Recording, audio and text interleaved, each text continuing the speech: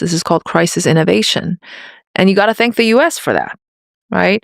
When the Chinese were comfortably importing chips from the US, the whole industry stalled for 20 years. 美国习惯用0到1判断创新，谁先发明，谁就领先。但金刻羽提醒，技术从实验室走向工厂、市场和亿万用户，后面的几步可能才决定它真正改变多少生活。China between the government and the companies in the private sector.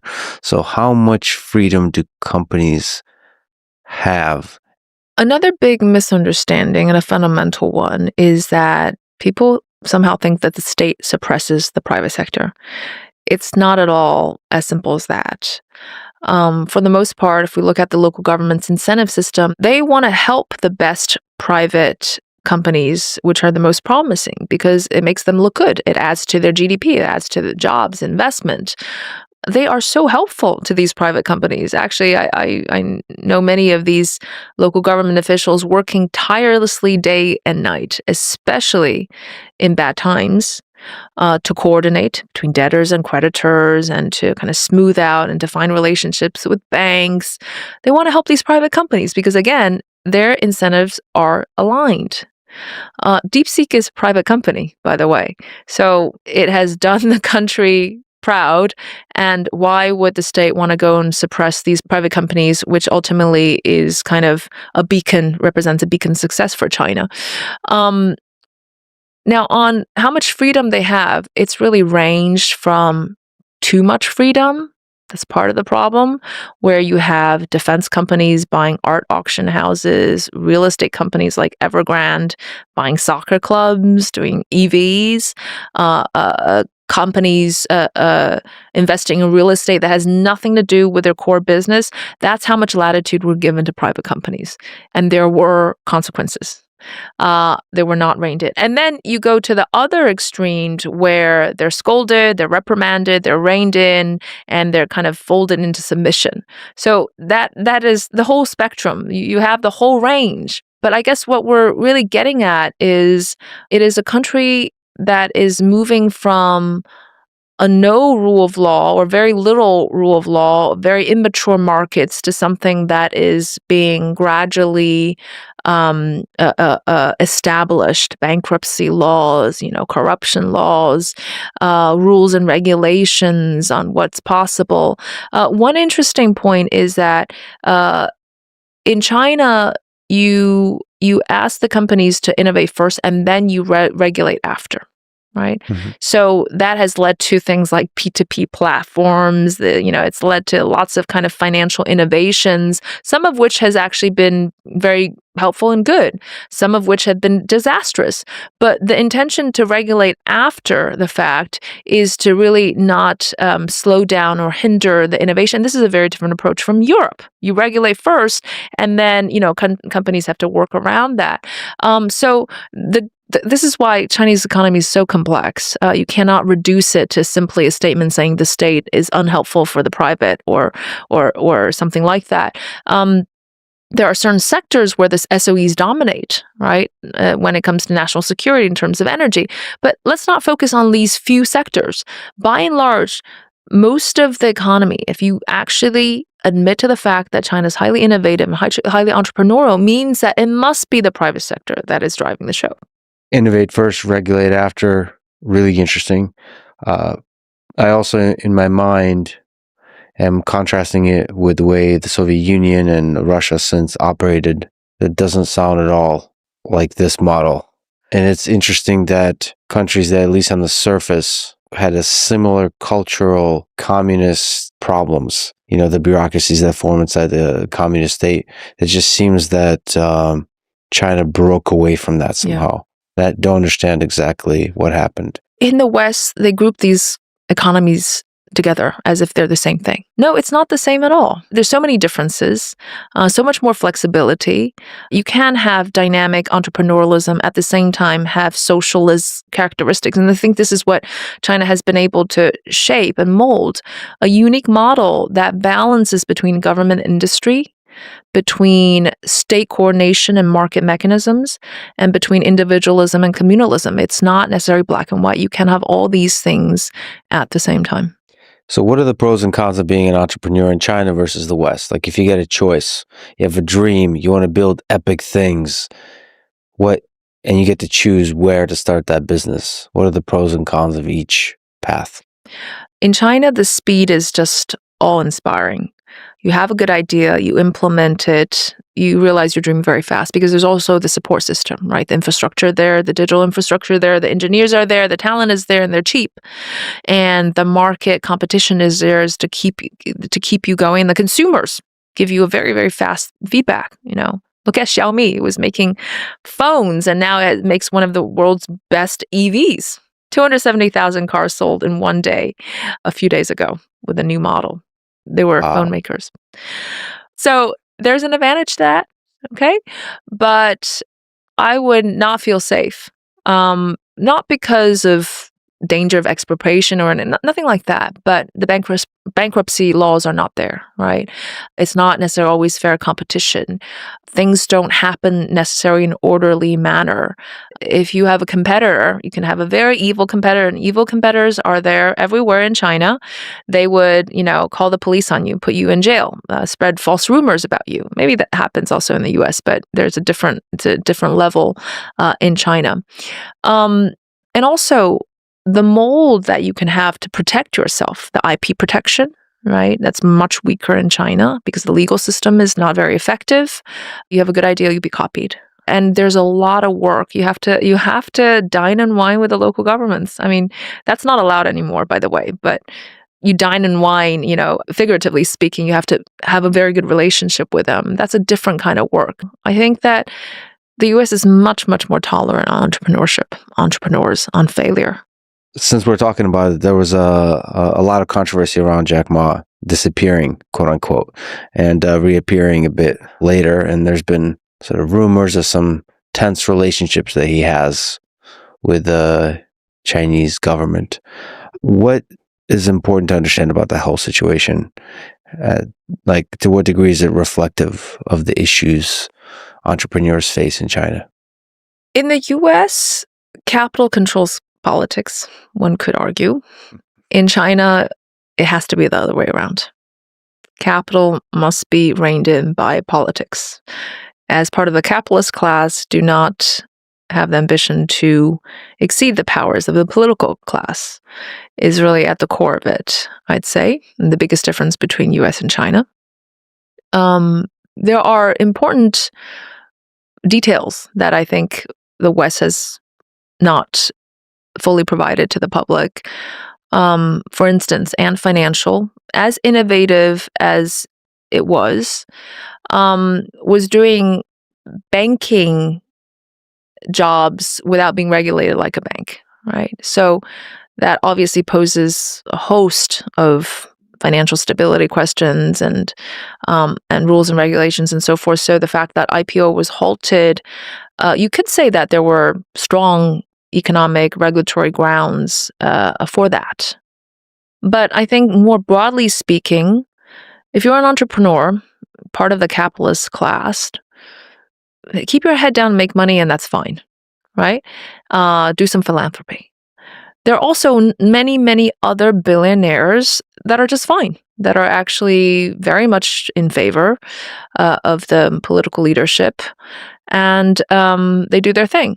Now, I'm not saying what's right, what's wrong. It's just a very, very different culture and different country. In the US, it's great to be colorful. I mean, you have a very, very colorful president. He would never have been able to make it in China. You have the likes of Elon Musk. It's great to be different. It's great to stand out. You do not want to stand out in China. So the moral of the story is that the top leadership understands that it needs these top entrepreneurs, the likes of Jack Ma. And they have done so many great things for the country, even for the world. But in China, garnering too much influence and power, even through social media, doesn't make you look that great. It's not a good thing for you personally. And there's a saying in China that you just don't want to be the tallest tree. Right? The tallest tree gets the most wind. So I don't agree at all with the Western conclusion that this anecdote, this story has meant that entrepreneurs don't want to be entrepreneurs anymore. The young kids don't aspire to be people like Jack Ma. That's not true at all. The incentives are still there. It's a different kind of rich elite class in China. So on what dimensions do you think that the height of the tree is measured? Is it more about just mouthing off in public? So can you still be the richest person in China and actually not clash with the state? Absolutely. Don't be too outspoken.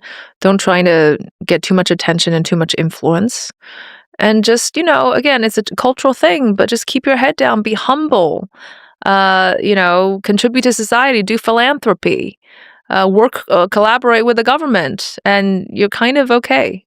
So the signal the Jack Ma situation sends to the entrepreneurs in China is not don't be an entrepreneur. It's more like Don't be too colorful. Don't be too colorful. And colorful means you can be colorful about the technical details of your technology, but don't be colorful about Xi Jinping and politics, and just stay out. Yeah, stay out of politics. But I just want to say, that said, Jack Ma was really an emblem of extreme success, right, for China, and the Chinese entrepreneurs look up to him. That's really important. It was a signal that, unfortunately, was misconstrued by the society and by also outside world. What will it take for China to become a consistent 0 to 1 innovator, for the individual entrepreneurs to create totally new things versus doing the things you mentioned about speed and scale? The US will lead for some time on breakthroughs, on disruptive technologies, the 0 to 1 technologies that ultimately change the world. But innovation is a process. It goes from invention to production and commercialization and diffusion. Diffusing technology throughout all parts of the economy. And on those two stages, I think that China has a unique advantage, even if it still can't do the 0 to 1 breakthroughs. Because in the end, how much this technology is adopted by the countries and by the various parts of the economy is fundamentally crucial to how much productivity will be unleashed. And China's innovation currently, the DeepSeek is really one example, and I think it's really the beginning of the scale-based, leading-edge technology, cost-cutting driven kind of innovation model could be just as powerful, maybe even more effective and powerful than the breakthroughs. And it's a very different approach to innovation. The Chinese companies focus on solutions, problem solving. Again, that comes back to the education system, right? You're giving a problem. I'm going to find the answer. The Chinese students can do it. You want them to write their own question. They can't do it, right? I'm exaggerating a little bit, but it's a little like that, right? They see a problem, they're going to go after it, and they're going to find the best solution. And that's really, really useful, right? Because we don't need, or developing countries especially, don't need these frontier technologies that they can't use. And China currently has this AI Plus program, which is about pushing AI into every single plausible sector with the help of the state. So adoption, diffusion is very important. Why China can't do breakthroughs or can't do 0 to 1 technologies, I think at the root of it, and there are some deeper, we talked about the proximate reasons, the short, flat, fast, for instance, right? You don't want to spend too much time on investigating something that you don't even know if it's commercially viable. So basic research is still weaker than in the US, universities, but also this kind of intrinsic motivation. It's very different, right? In China, it's driven by extrinsic motivation. You are rewarded by, compensation, financial compensation, all these kind of extrinsic motivation is what drives you. But intrinsic motivation, pursuit of knowledge for knowledge's sake, right? That was deep in the Confucius philosophies. But of course, poverty has changed all that. The profound commitment to scholarship, to research, which we know is very much true in the US universities. It's starting, but it's not there. So I think these two approaches are actually quite compatible with each other. I don't know what all this fuss is about, right? China uses technology very well, it can scale up and reduce costs, and then it can spread it around. And the US, makes the highest value added by inventing these technologies. But, again, diffusion matters. Well, yeah, the things you mentioned, the scale, the manufacturing, the diffusion. From a sort of economics perspective, you wonder which is the more important skill to have, and it seems like the cost cutting, the efficient, large-scale, fast manufacture, the diffusion is much more important for the success and the growth of the economy. I think where it ultimately leads to an impact on the economy, that's more important. It's this persistent question we have, why don't we see the productivity in the numbers, right? You're in AI. AI, we had long periods of investment, right? You hadn't seen it in the numbers until maybe even recently, and it's still very slow.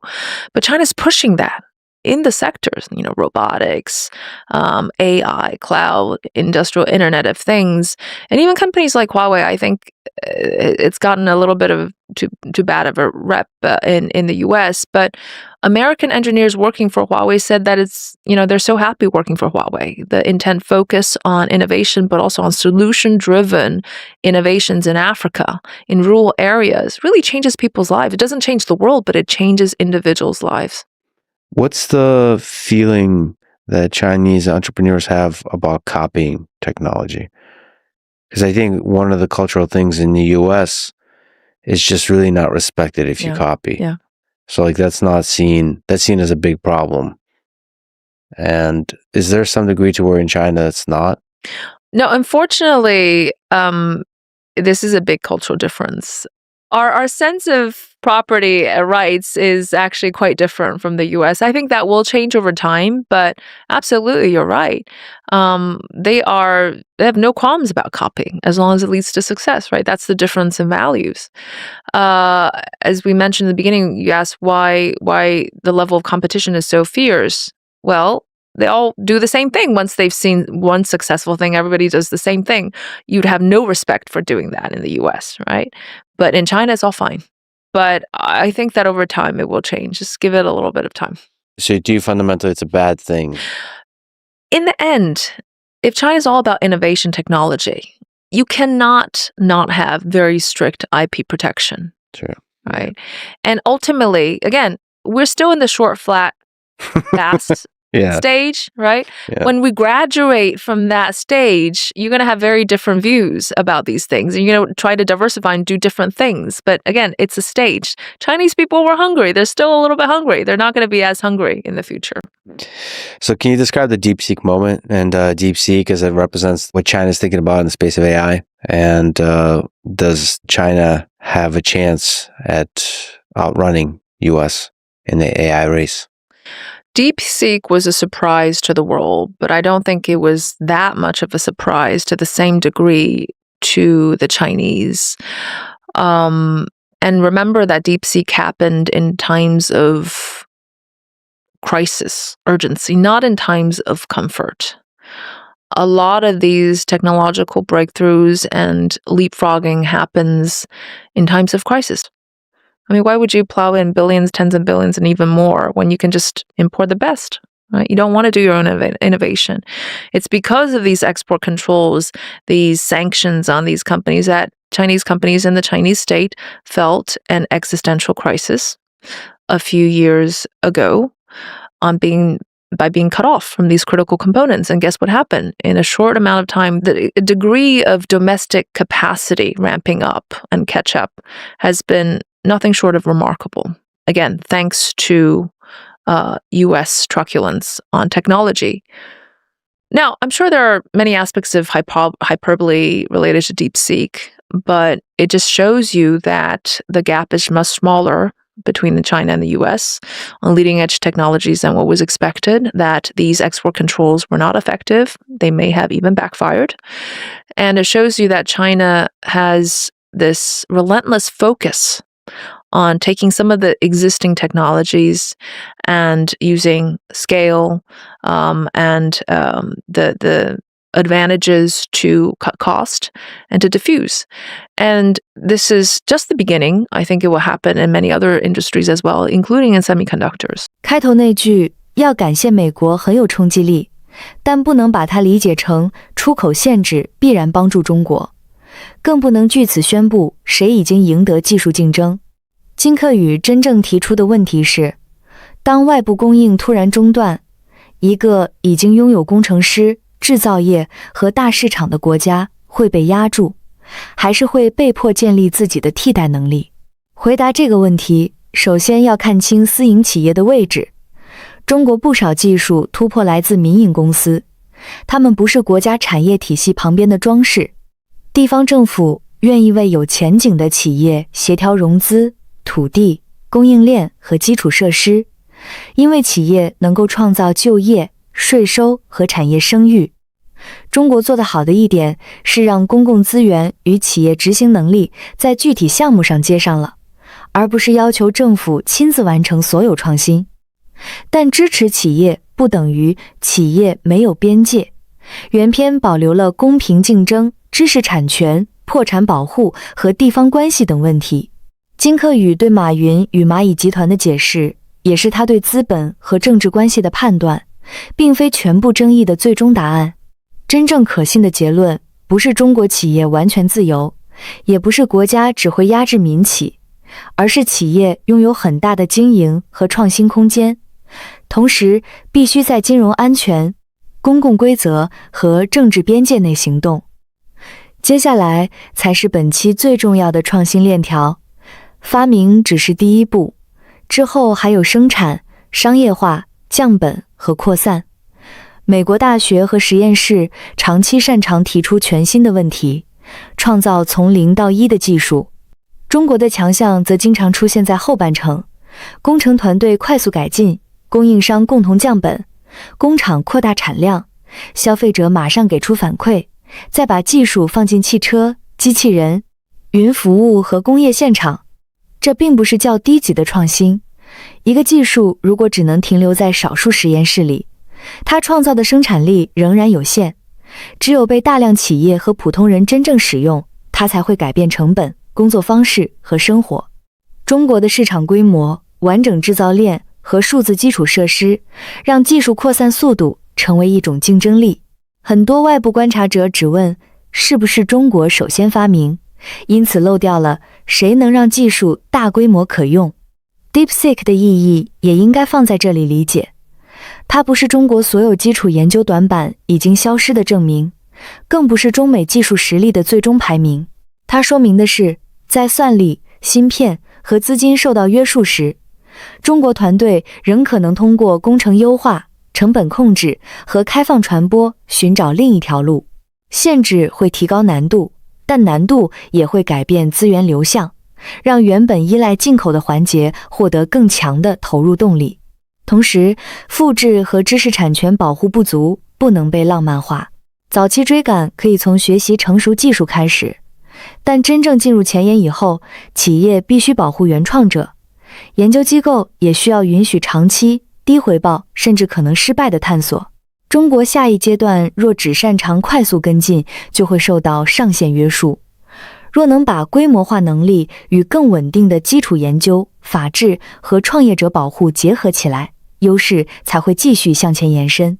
所以，中国创新最值得重新理解的，不是某个模型突然震动市场，而是一项技术进入中国以后，会被一整套产业系统反复拆解、改进、降价并推广。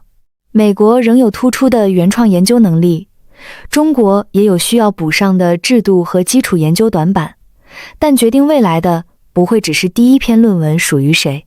谁能让技术走出实验室，进入成千上万家工厂和普通人的生活，谁才真正把创新变成了现实能力。